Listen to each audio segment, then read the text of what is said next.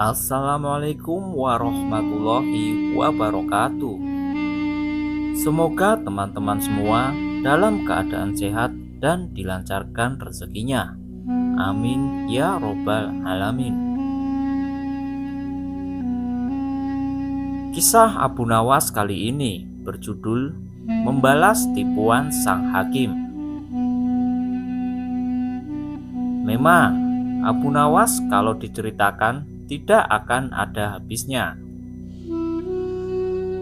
Abu Nawas tidak kehabisan akal dalam menghadapi berbagai macam masalah yang pelik sekalipun.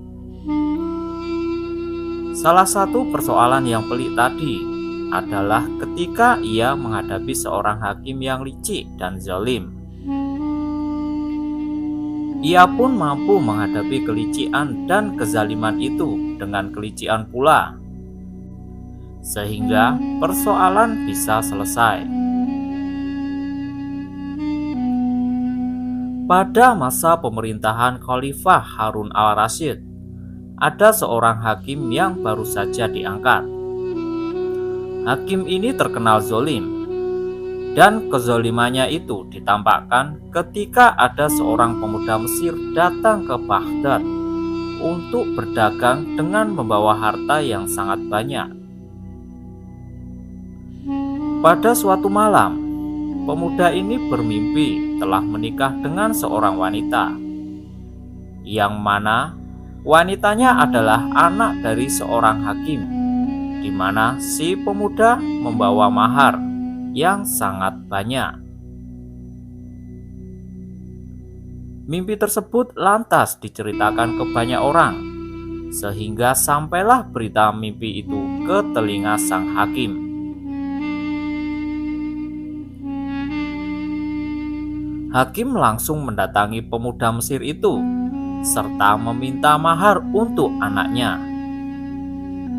Tentu saja, pemuda itu menolaknya, karena pernikahannya hanya berdasarkan mimpi saja. Namun sang hakim tersebut tetap saja arogan dan memintanya. Sang hakim bahkan merampas semua harta pemuda Mesir itu, hingga membuat pemuda itu menjadi miskin. Bahkan si pemuda menjadi pengemis. Untung saja, tak lama setelah itu, dia ditolong oleh seorang wanita tua. Tidak terima dengan perlakuan sang hakim, wanita tua itu pun membawa pemuda Mesir kepada Abu Nawas untuk mengadu. Begitu mendapatkan pengaduan, Abu Nawas langsung saja mengambil tindakan. Ia mengajak semua murid yang diajarinya untuk datang malam hari dengan membawa kapak, cangkul, martil, dan batu. Dengan arahan Abu Nawas, murid-muridnya pun langsung bergerak ke arah Tuan Hakim. Mereka seperti demonstran yang berteriak-teriak lalu menghancurkan rumah hakim itu sesuai dengan perintah Abu Nawas. Melihat peristiwa itu, sang hakim pun keluar rumah dengan marah-marah dan bertanya, "Siapa yang menyuruh kalian melakukan ini semua?" Mereka pun menjawab, "Guru kami, Syekh Abu Nawas." Tidak terima dengan ulah-ulah murid Abu Nawas, hakim itu melaporkan Abu Nawas ke Baginda Raja pada keesokan harinya. Pada pagi harinya, Abu Nawas dipanggil oleh raja untuk menghadap. "Wahai Abu Nawas, mengapa kamu merusak rumah hakim?" tanya Baginda. "Wahai tuanku, itu semua karena hamba bermimpi, dan dalam mimpi itu justru Tuan Hakim sendiri yang menyuruh hamba untuk merusak rumahnya," jawab Abu Nawas. Baginda Raja merasa aneh dengan jawaban itu dan kembali bertanya, "Wahai Abu Nawas, Hukum mana yang kamu pakai itu?"